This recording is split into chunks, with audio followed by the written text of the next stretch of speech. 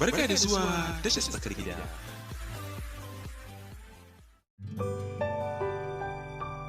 Yadda aka yi mahaifin Ali Nuhu ya kasance Kirista, mahaifiyarsa kuma Musulma.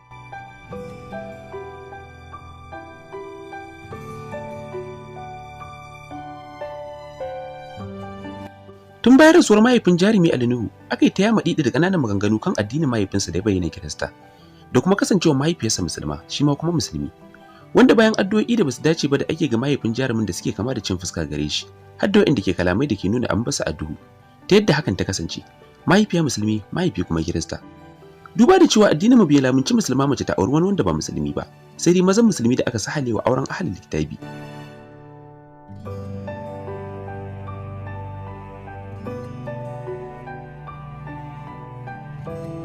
Ganin wannan shakku na jama'a na neman taɓa mutuntaka da martabar jarumi Ali Nuhu, yasa tashar Nagudu TV suka yi dogon nazari domin gano gaskiya yadda abin yake, don yayo mutane hijabin da ke gaban su kan wannan al'amari mai daɗaɗɗen tarihi. Ga yadda rahoton nasu ya kasance.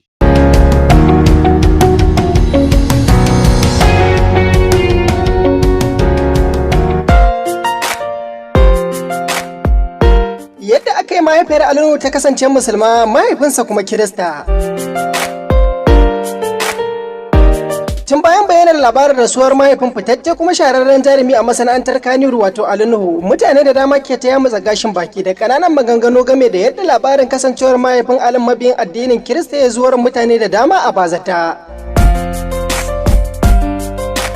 Domin dai duk da ba wani ɓoyayyen lamari bane na kasancewar Mr. Nuhu Paloma mahaifin Alin Kirista ba, amma ga mafi yawan 'yan kallo labarin bai bayyana gare su kamar yadda yanzu ya fashe ake kuma tsaka da cin kasuwar shi bayan mutuwar tasa ba. Domin a tsawon shekaru da dama ba su ji ko ganin Alin yana ambato ko bayyana da nasabarsa zuwa ga mahaifin nasa kamar yadda ake gani yake fito da dangantakarsa da mahaifiyarsa ba, wadda ta kamfaninsa na FKD harufan farko na sunayen mahaifiyar tashi ne hada ya bada wannan suna wato Fatima Karderam Digema FKD.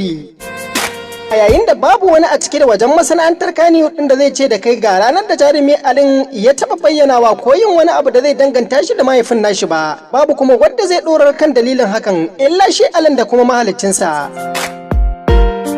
Amma a sakamakon wani kwarekwarar binciken da tashar Nagudu TV ta gudanar, mun ci karo da wasu bayanai game da yadda aka samu wannan rudarin gaurayar addinan mutanen da suka zama silar samuwar Alin zuwa wannan duniyar. Shi dai Mr. Nuhu Paloma wadda yake ɗan kabilar Tangalawaja ya fito ne da ƙaramar hukumar Balanga da ke jihar Gombe. An kuma haife shi a garin Gelengu da ke ƙarƙashin Balangan dai a ranar 2 ga watan Satumbar 1941, kimanin shekaru 79 da suka shuɗe. Kuma ɗaya daga cikin 'ya'ya 6 da suka fito daga tsatson Malam Yarda Paloma wanda shine malamin Gelengu da kuma Madan Sindaba Paloma a matsayin matarsa. Mr. Nuhu Yarda Paloma ya yi karatun elementary a wancan lokaci a makarantar SIM da ke Gelengu da kuma Kano daga shekarar 1951 zuwa 1958. Ya ci gaba da karatu a makarantar PRT da ke Kaduna daga shekarar 1960 zuwa 1962 inda ya fitar da satifiket ɗin horo a kan zamantakewar tarayya. Daga nan kuma ya zarce da karatu a FTC Kaduna daga shekarar 1963 zuwa 1964 inda ya samu shahadar kwarewa a kan karatun sakataranci. Mr. Nuhu Paloma ya kuma samu damar haurawa zuwa ƙasar Amurka inda ya halarci kwalejin koyar da harkokin shige da ficen ƙasashen waje wato kwastam da ke birnin Washington DC. Ya kuma samu shaidar diploma a harkar kwastam da kuma ilimin fasahar ƙasa da ƙasa a shekarar 1975. Tun kamun dawowarsa Najeriya aka ayyana shi a matsayin babban mataimakin mai tattara kudade na hukumar kwastam ta ƙasa, ba da dadewa ba da zaman shi darakta a kamfanin Yankari Dallas Limited, wanda ya rike mukamin tun daga shekarar 1976 har zuwa 1979. Ya rike wasu mukamai da dama tsawon lokaci akan matakai daban-daban wanda har a ƙarshe ya zama shugaban jam'iyyar PDP na jihar Gombe a shekarar 2001. Bayan kammala aikin shugabancin jam'iyyar ne ya koma Bauchi da zama inda ya ci gaba da gudanar da harkokin rayuwarsa a can. Yana dai zaune ne tsakanin jihohin Bauchin da Gombe inda babu inda ba shi da gida da muhalli da kuma iyalansa suke. Kuma dai Mr. Nuhu Paloma shi ne mamallakin katafaren otel ɗin nan da ke cikin garin Bauchi wato Larema Otel.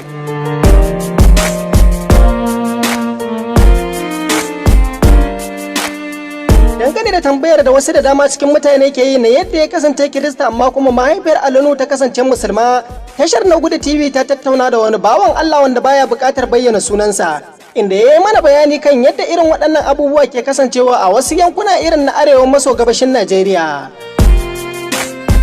Ba sabon ko bakon abu bane a jiya irin ta Gombe, musamman kudancinta ka tarar da gida ɗaya, jini ɗaya daga tsatso ɗaya suna bin mabambantan addinai ba.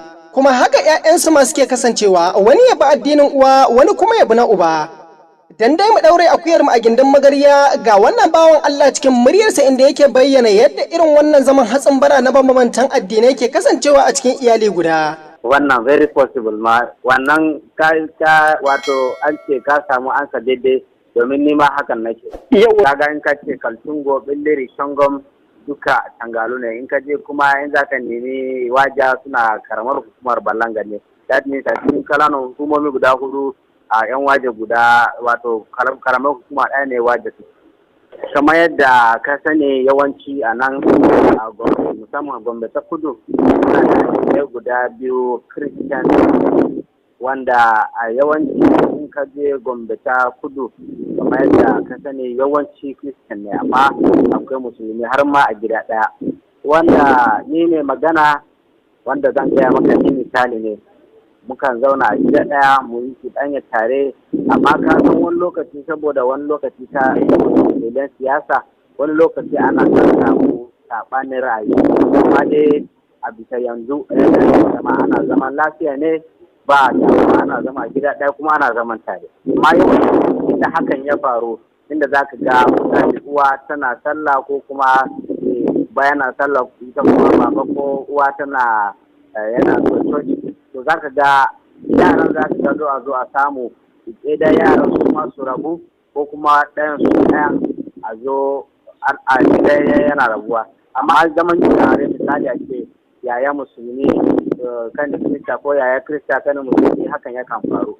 Amma ba yana zuwa church, uwa yana tana zuwa misali tana sallah, haka wannan babban wato misali ne.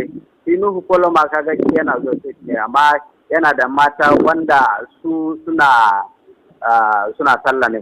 To wannan shine babban, ni na manta ne ma da na ɗauko maka wannan misali, wannan haka yake. Kuma kaga kamar shi duka iyalansa ya yi kokari ya tinta kansu, domin a kasan dai ya riga ya rasu alajikansa, da lokacin rasuwarsa yaran da musulmai da kiristan duka an zo an tafi church tare, an yi addu'o'i tare, an je janaiza, kuma a wuri ɗaya ake karɓan gaisuwa ana yan uwa wanda suna uwa ɗaya, wanda kuma ubansu ɗaya uwansu ɗaya, amma kuma kasan suna sallah ne tare da yan uwansa. Yawancin abun a nan ta bangaren mu, yawanci mu da misalin ni da muke zuwa church, yawanci akan sa sunan yare wa yaro in ya aiku, amma yawanci yan uwanmu da suke sallah su ba sa sunan yare. Misali kaga ba zai, duk wanda zai sa sunan yare sai dai ya sa sunan larabci. To akwai babban tasiri a sunaye, a fayyace addininka da ko kirista ko musulmi. To kar ka daɗa balle ragi, kusan irin makamancin hali da rayuwar da shi ma jarumi Nuhu ya tsinci kansa kenan. Inda kawai bambancin yake da kuma ya saba da wancan wanda bincikenmu ya tabbatar mana. Mahaifiyar Ali ta auri Nuhu Foloman ne bayan da ya yarda ya karɓi addinin musulunci ta dalilinta. Kasancewar ta mutumiyar kirki wadda ta tashi cikin musulunci, wannan ya sa ta rinjayo shi ya bar addinin kiristancin. Sai dai bayan yin auren nasu har ma da samun rabo ne, wani tudu wani gangare, sai Nuhu Foloman ya yi mi'ara koma baya, inda ya sake komawa addininsa na kiristancin ba tare da wani bayyanannen dalili ba. Wannan ne kuma kamar yadda yake a musulunce ya jawo ƙarshen auren suka rabu. Daga nan ne kuma Ali Nuhun ya kasance a wajen mahaifiyarsa har zuwa lokacin da aka dawo Kano da shi, inda a nan ya yi karatunsa na firamare har zuwa sakandire, kamun kuma ya tsallaka zuwa garin Jos inda ya yi karatunsa na jami'a a ɓangaren ilimin sanin ƙasa wato geography. Rashin tashin ala a hannun mahaifinsa da rashin ɗaukar wata ɗawainiyar rayuwa ko ta karatunsa ya yi tasiri wajen jawo ƙarancin irin shakuwar da ake samu tsakanin ɗa da mahaifi. Bugu da ƙari kuma, bambancin addinin su ma ya ƙara nesanta kusanci a tsakaninsu. Domin ko a shekarar 2000, shekaru 20 da suka wuce kenan, a wata gida da aka taɓa yi da Mr. Nuhu Foloman a sashen Hausa na BBC, a karan farko ne ya fito ya danganta kanshi da Alin a matsayin ɗansa da ya haifa. Ali Nuhun bai wata ba kai tsaye shi ma ya hira da BBC Hausan inda ya karyanta wancan ikirari na Nuhu Faloman a matsayin baban shi. Domin kamar yadda ya ce a wancan lokacin shi baban shi ya daɗe da rasuwa tun ma yana ƙarami. Lamarin kuma ya faru ne shekara ɗaya da rasuwar mahaifiyar Ali Nuhu wadda ta rasu a shekarar 1999, shekarar da shi Ali Nuhu ya fara acting kenan. Wasu dai sun kalla da fasara hakan a matsayin watsan da mahaifin Alin ya yi da su tsawon shekarun da har sai da suka girma suka tsaya da kafarsu. Duniya ta ma san shi sannan ya fito ya danganta kanshi da Alin a matsayin ɗansa. Amma kasancewar wayewa da ilimi da kuma fahimtar rayuwa da ke ƙara faɗaɗa duk waɗannan abubuwan sun zama tarihi a shekarar 2006, inda Alin da kanshi ya yi takakkiya har zuwa ga mahaifin nashi. Ya same shi kuma suka sulhunta tun da dai dama ba a taɓa sauya uba. A wancan lokacin har hotuna suka ɗauka da kuma shatar ta arziki da Mirsanun ya yi wa Alin. Daga wancan lokacin da ya tafiya ta miƙa ba tare da sake jiwo tashin zance ba har zuwa lokacin da ya cimma sa'i. Domin da yammacin ranar Litinin 8 ga watan Yunin 2020 ne Mirsanun yarda Faloman rayuwarsa ta zo ƙarshe bayan 'yar gajeruwar rashin lafiya, wadda ta sa aka garzaya da shi zuwa asibitin ƙwararru na gwamnatin tarayya da ke cikin garin Gombe. A can ɗin ne kuma ya koma ga mahaliccinsa.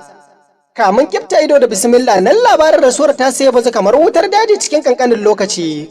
Mr. Nuhu Faloman kuma ya rasu ya bar mata ɗaya da 'ya'ya 6 da kuma 'yan uwansa. Cikin 'ya'yan nashi akwai fitaccen jarumi Ali Nuhu da kuma sanannen ɗan siyasar nan na Gombe wato Kabiru Nuhu Faloman wanda ya taɓa fitowa takarar sanatan Gombe ta Kudu a zaben da ya gabata na 2019.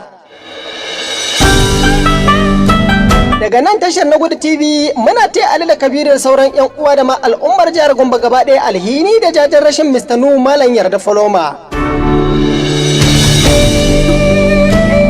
Domin ci gaba da samun labarai makamantan waɗannan ku ta karkare yayin da kuke kallon, ku danna alamar subscribe a matsayin gudunmawar ladan gabe ga tashar na Gudu TV. Hakanan kuma kar ku manta da latsa alamar ƙararrawa shi ma, wanda latsa ƙararrawar nan ita ce hanya ɗaya tilo da za ku dinga samun sababbin shirye-shirye da rahotanninmu da zarar mun rataya. Da sallama zan so mu batutuwa saboda na dauko mai yawa, roƙon rabbi nake mai yin ruwa ya sanya harshe na karye rawa, ku ban aron kunne ku ji dan uwa ta yanda so ya karya rayuwa. Tunda na fara zama dan saurayi nake ta fadin so ne ma nayi, ba saurayi so kansa ka kai sai na tsinto kai bisa yanayi, ginin so da nayi shi da tausayi shi ne silar jefa na dimuwa. Yanda na lura da matan zamani mafi yawa na su ba su da tintini, rawar ido ke sada na sani dan yaudara kam sun mini na gani, kai da su ciwo ne mara magani da murtabe ban san me haɗuwa. Inda ta lura yiwuwar mai da ta wuce so jalabi mai sanya fayyace akan sama ta hana